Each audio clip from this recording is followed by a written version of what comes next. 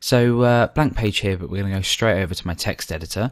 We're going to open a PHP tag and we're going to create a function. This function is going to do nothing but check if the value that we pass to it is equal to 1. So I'm going to create this function and it's going to be called equals 1.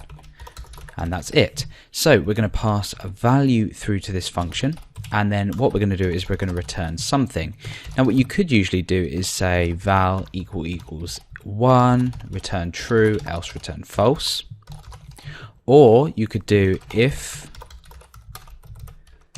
val is equal to 1, return true, and then with our semicolon, and then down here you could say return false. Now that would mean that this would return true, therefore this would never be executed. However, what we can do is we can actually say return val equals 1, just like this. Now what this is going to do is this is going to return true or false and therefore return this value.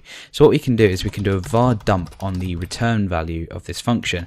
So I could say equals 1 and then I could choose say the value 2 in there, and let's take a look at what that returns. Let's check the equals 1. Okay, so that will return false. So you can see it's returned a boolean value of false, and if we go ahead and change this to 1, that's going to return true. So you can see that just by making the comparison here, we can either return true or false back from a function. So this is obviously a really quick and easy way to return true or false from a particular function.